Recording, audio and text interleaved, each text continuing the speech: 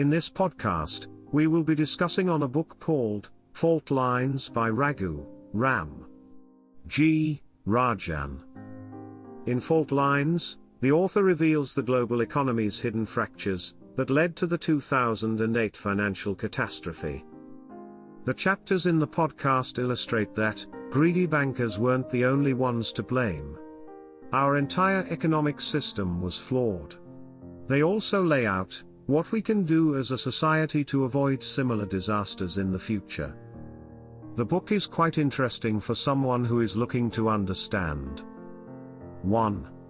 The financial crisis of 2008. 2. If you are interested in global economics. Or 3. Anyone interested in how future economic disasters could be avoided. Chapter 1.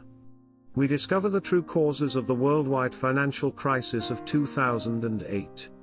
Despite the passage of time, many of us are still suffering the impacts of the global financial crisis that began in 2008.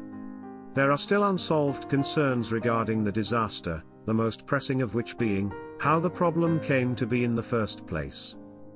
While it's simple to blame bankers or mortgage lenders, the fault for the crisis goes much deeper.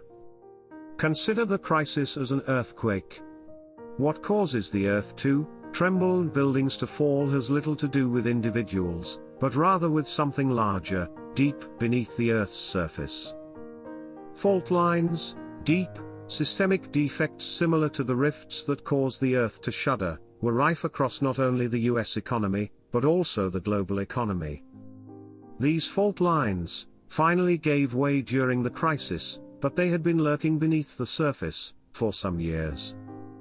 Through the lens of U.S. unemployment, global economic policies, and much more, you'll learn what led these fault lines to form and become more dangerous over time. In the next chapter, you will learn how the auto industry in Germany and Japan contributed to the crisis, how the bonuses were changed to encourage bankers to avoid risky behavior, and why the world was oblivious to the financial disaster that was unfolding right in front of their eyes. Chapter 2. One of the crises in the fault lines was the introduction of low-cost loans, and banks and governments were involved in this fault line.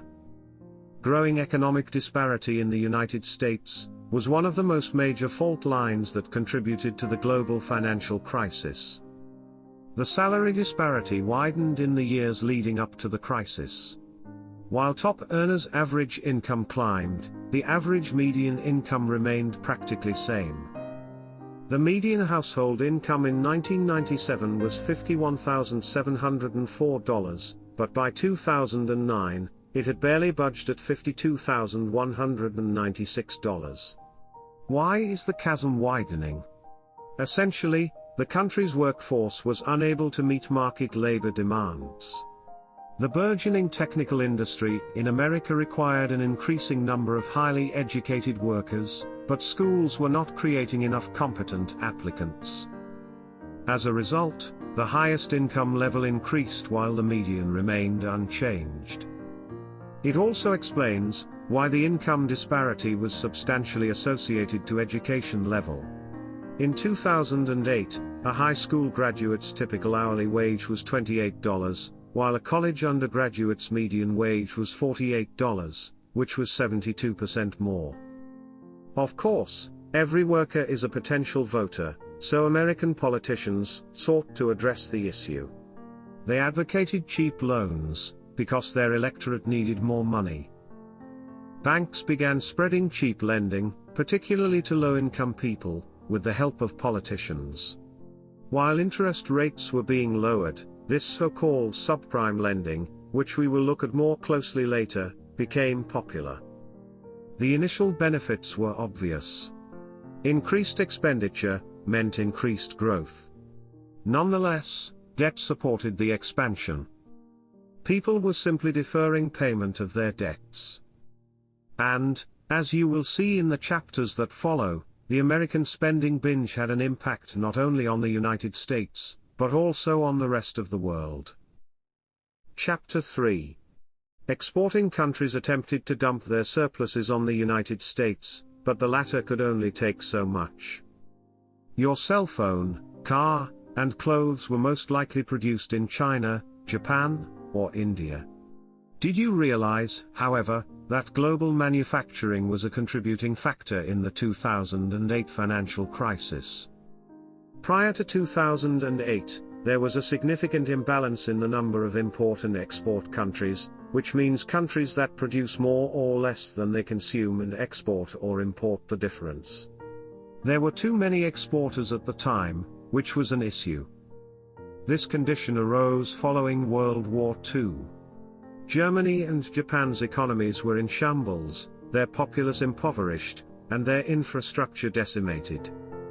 These countries decided to focus on production in order to recover economically, becoming the exporters and selling goods to richer countries, such as the United States. The countries gained and became wealthier as exports increased. Other developing countries, such as China and India, can learn from Germany and Japan. These countries were able to use inexpensive labor to produce items at a competitive price, and they also became exporters. These exporting countries gradually built up large surpluses and desired to invest them. Investors were wary of Asia after the 1997 financial crisis, given the risks of a financial system that was not completely transparent to foreign investors. As a result, investment poured into the United States, which was already overstimulated and consuming more than it needed to, while the rest of the world was not spending enough or receiving enough stimulus to fix the global imbalance. The American economy was tasked with boosting global expansion by absorbing all exporting countries' goods, as well as their investment money. Chapter 4. Low interest rates triggered a surge in low-cost mortgages, causing the housing market in the United States to overheat. Prior to the crisis, the world's economy relied on the US to fuel growth. So Americans had little choice but to keep purchasing and spending. Of course, they needed income from jobs to keep buying, but there were none available at the moment. The American economy had quickly recovered from previous recessions, both in terms of economic growth and employment. However, after 1991, recoveries took on the form of so-called jobless recoveries. While growth and production have returned in force, job creation has not. Production recovered back after only 3 quarters in the 1991 recession, and only 1 quarter in 2001. However, it took nearly 2 years to reclaim jobs lost in 1991, and more than 3 years to reclaim jobs lost in 2001. The Federal Reserve Bank, which is responsible for ensuring high employment, is concerned about job creation and loss.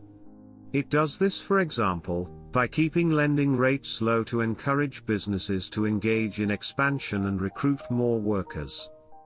Politicians backed low interest rates after the crisis, because they were under pressure to create more jobs, and the Fed received this message. When job growth is mediocre at best, no central banker would dare to boost interest rates. Low interest rates, on the other hand, put the Fed in a bind because its second key task is to ensure price stability and avoid inflation or deflation. Low interest rates meant low mortgages, which increased demand for houses and drove up prices, eventually leading to a housing bubble. Investors from all over the world recognized American real estate as a lucrative investment and poured money into it. The crisis was precipitated by the burst of the housing bubble. Let's go over the fault lines that contributed to the crisis again. Debt-fueled expenditures, trade and investment imbalances, and an overheated housing market in the United States. So, how did these fault lines in the global financial system converge, and, more significantly, why did no one recognize the risks ahead? Chapter 5. Subprime mortgages met the short-term needs of politicians and the general public, but they wreaked havoc. While one single fault line poses a risk, the confluence of several can result in a full-blown crisis, as we saw in 2008. So, what brought these fault lines together in such a catastrophic way? The development of subprime mortgages was a forerunner to the impending financial crisis. They were created specifically for those with poor credit. Subprime mortgages were essentially second-class loans with extremely high interest rates. Both Democrats and Republicans pushed hard for subprime lending. It was viewed as a solution to the country's low employment rates and stagnating salaries. Even if incomes were not rising, more people could afford to buy a home, was the reasoning. Despite this, spending was dependent on high debt levels. While subprime lending met immediate demands, it was the catalyst for other economic fault lines to tremble. Despite their stagnant earnings, Americans desired to consume. Even if they had negative credit, subprime mortgages permitted them to do so. This pleased legislators who had pushed for subprime mortgages. Sure, they hadn't produced any more jobs, but voters were temporarily placated. Export surpluses were also burning a hole in the pocketbook of foreign exporters. Because of the high level of consumption, driven by cheap loans, the United States was primed for investment. Investors could potentially profit from the rising housing market by purchasing subprime mortgage-backed securities, which are collections of subprime mortgages marketed to investors by banks. What appeared to be a win-win situation for all those involved was fraught with danger. In retrospect, the burst of this inflated bubble should have been expected. How could no one have predicted it? Chapter 6. Financial models forecast the future based on past behavior. We had no data at all this time. Before the crisis, the global economy appeared to be in good working order, and there seemed to be little need to be concerned. If there was a problem, warning indicators would have appeared, such as pricing changes. If a financial product or service is dangerous and the chance of losing money is great, the price should drop.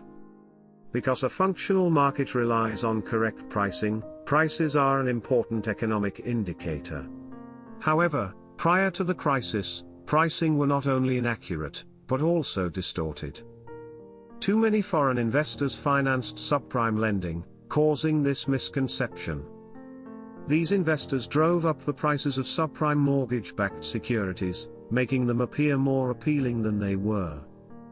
Typically, these investors came from exporting countries eager to invest their surpluses. Germany was a major exporter at the time, and its Landesbank, for example, made large investments and consequently suffered significant losses during the crisis. Risks can also be assessed using mathematical financial models. Market data from the past is fed into programs that calculate the likelihood of future losses. However, everything appeared to be in order based on the computations. So, where did we go so wrong? The issue was that the previous market data did not correspond to the current financial situation. There was no data for subprime loans because it was a completely new idea. As there was no way to precisely forecast what would happen in the future, calculations were utterly arbitrary. Chapter 7. Rating agencies similarly underestimated the hazards of subprime mortgages, claiming that they were a safe investment. What other alarm bells should sound if the economy is sliding sideways, aside from price changes and computer models? Rating agencies are also in charge of evaluating the risks associated with financial products. So, why didn't these agencies anticipate the crash? Surprisingly, subprime mortgage-backed securities received excellent ratings from rating agencies. Such financial investments, they claimed, were entirely safe.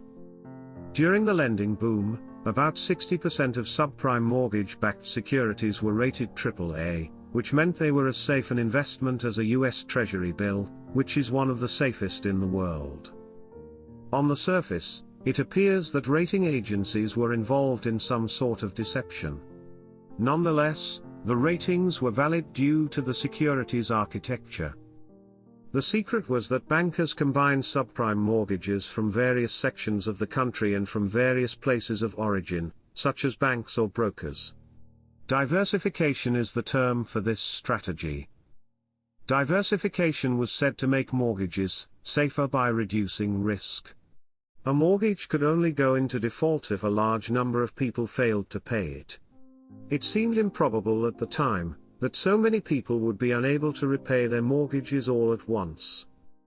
The financial crisis of 2008 was caused by a number of reasons. Despite the fact that all of these issues have come together, we still want to blame someone. But who is it aimed at? Chapter 8. All participants were encouraged by financial incentives to acquire everything they could without raising a red flag. We are all looking for someone to blame for the situation. Wasn't it the greedy bankers who were to blame? Yes, and no, respectively. In some ways, the banks were to blame for the crisis because of the tremendous investment risks they took. After all, the financial industry was the source of the crisis.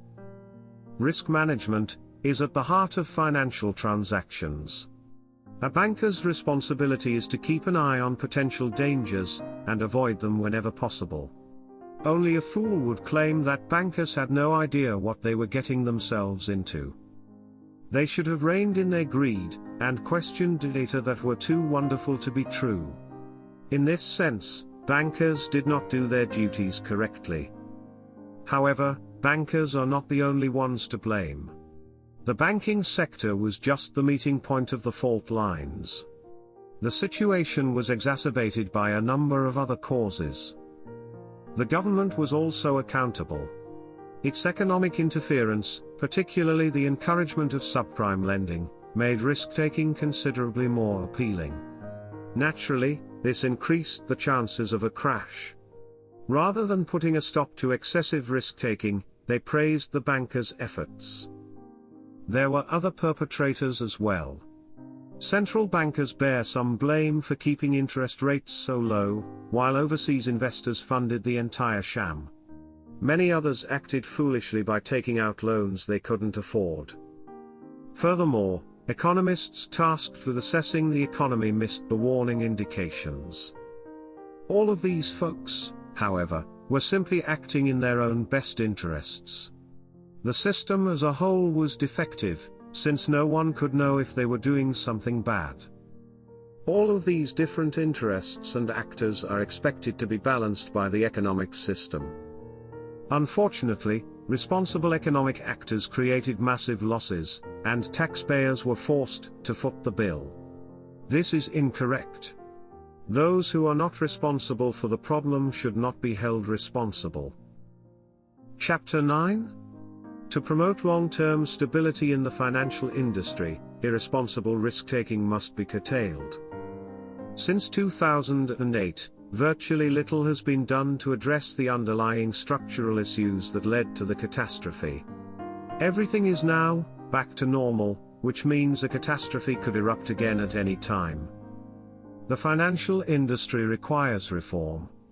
However, we must remember that a vibrant financial sector is critical to a well-functioning economy.